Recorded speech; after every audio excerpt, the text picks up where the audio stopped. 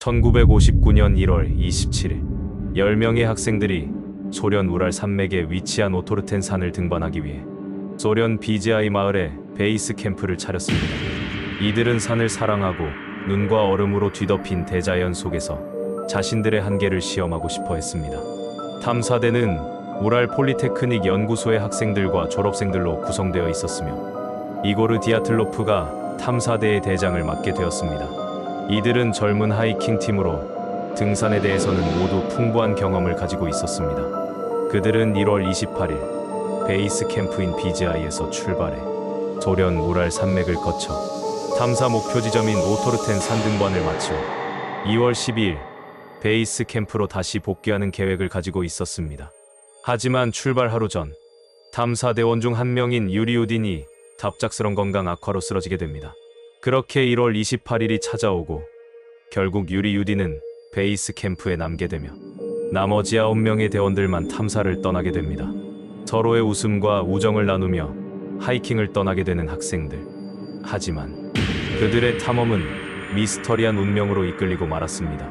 2월 2일 밤 11시 탐사대가 떠난 지 5일 후 폭설로 기상이 악화되기 시작하였고 베이스 캠프에 남아있던 유리우딘은 탐사대의 안부가 걱정되어 무전으로 연락을 취하게 됩니다.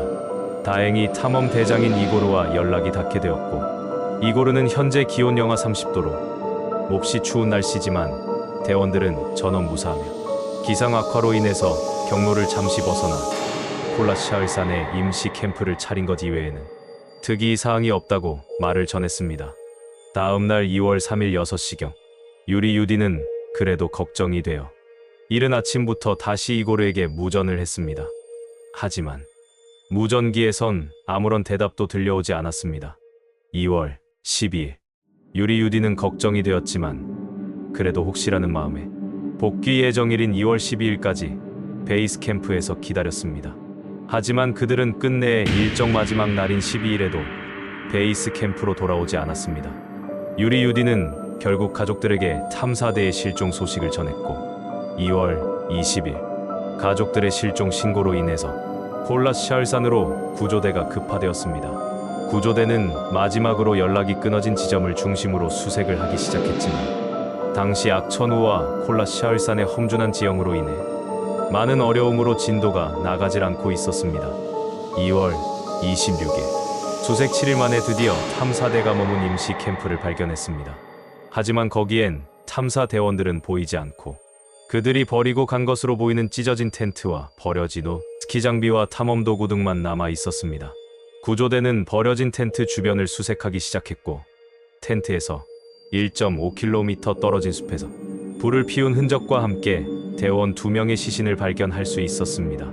이후 그 근처를 더 수색한 결과 텐트로 가는 길목에서 탐험 대장을 포함한 대원 3명의 시신을 더 발견했고 남은 4명의 대원을 더 찾기 위해서 수색을 했지만 한참 동안 찾을 수 없었습니다.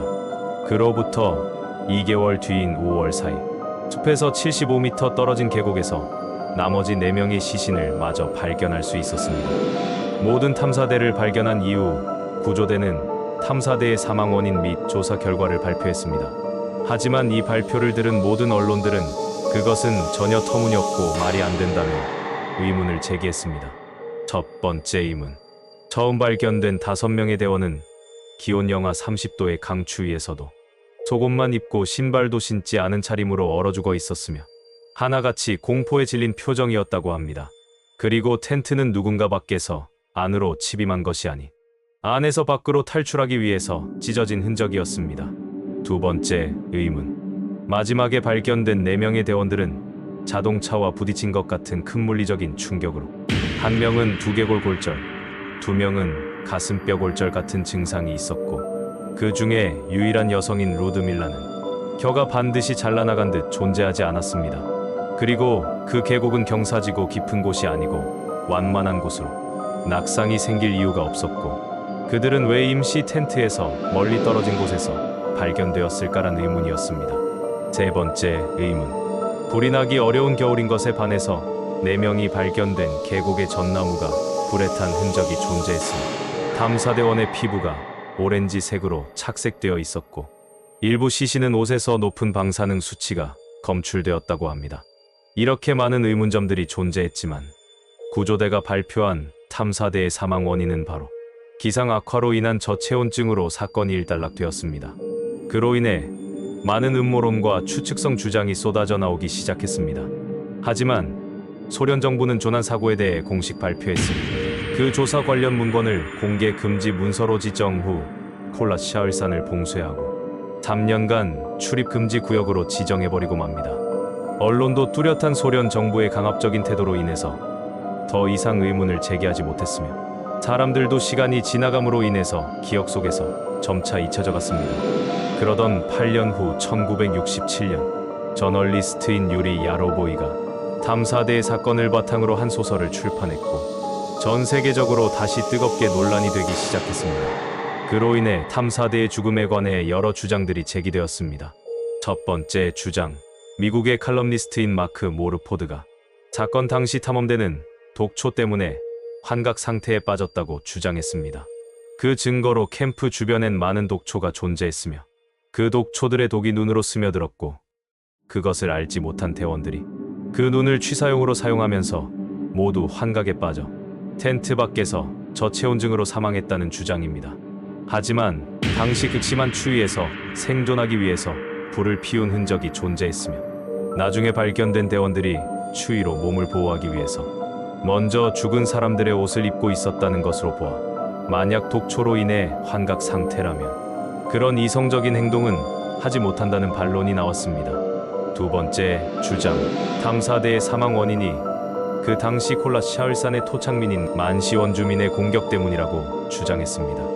하지만 텐트 주변은 만시 원주민의 공격은커녕 접근한 흔적조차 발견되지 않았으며 당시 검시관인 보리스 보즈라즈데니의 문서 기록에 따르면 교통사고의 충돌만큼 큰 물리적인 충격을 받은 걸로 기록되는데 만시 원주민의 공격은 터무니없는 주장이라고 반론이 나왔습니다. 세 번째 주장, 미국의 과학 분석가인 브라이언 더닝은 탐사대의 사망 원인은 눈사태로 그 증거로 눈사태를 피하기 위해서 텐트를 안에서 찍고 도주한 것이라고 했습니다. 하지만 그 주장도 터무니없었던 것으로 텐트가 있던 지형은 완만한 지형으로 눈사태의 위험도 없었으며 눈사태가 발생했다면 그 위급한 상황에 왜 불을 피웠는지 설명할 수 없었습니다. 그리고 실제 사고 당시에도 눈사태는 발생하지 않았습니다. 그렇게 사람들의 궁금증과 많은 논란은 수십 년을 이어갔고 2008년 2월 12일 탐사대의 유일한 생존자인 유리 유딘이 기자회견을 열고 놀라운 사실을 공개하게 됩니다. 그것은 탐사대의 죽음이 바로 군사 무기 때문이라는 것이었습니다. 그 증거로 유리 유딘은 당시 수사를 맡았던 수사관의 기록 문서에 따르면 1959년 2월 2일 콜라샤을산에서 소련 정부가 비밀리에 몇 가지 군사 무기를 실험한 기록을 알게 되었으며 그 증거로 탐사대원의 피부가 오렌지색으로 착색된 점과 그리고 의복에서 발견된 방사능 흔적 및 전나무가 불에 탄 흔적이었습니다. 유리 유딘은 이것을 증거로 러시아 정부에 재수사를 요청했지만 러시아 측에서는 유리 유딘의 모든 요청을 묵인해버렸습니다. 그로부터 7일 뒤인 2월 19일 사건 49주기 특집 기사에서 유리 유딘은 내가 신에게 질문을 할 기회가 단 한 번이라도 주어진다면 그날 밤에 도대체 내 친구들에게 무슨 일이 생긴 것인가 꼭 물어보고 싶다고 했습니다. 아직도 이 사건의 자세한 비밀은 밝혀지지 않았으며 해결되지 않은 의문점들은 아직도 미스테리로 남아 있습니다. 루드밀라의 혀는 왜 사라졌을까? 왜 신체가 오렌지색으로 착색되었을까? 소련 당국은 왜 문서를 금지하고 샤을산 출입을 금지했을까? 의복에 나타난 방사능 수치는 어떻게 설명할 것인가? 이 사건은 60년이 지난 지금도 여전히 풀리지 않은 미스터리로 남아 있습니다. 그들은 대체 그날 밤 무슨 일을 겪었던 것일까요? 아쉽게도 오늘의 이야기는 이렇게 마무리됩니다. 다음 영상에서는 더욱 흥미로운 주제와 함께 돌아오겠습니다.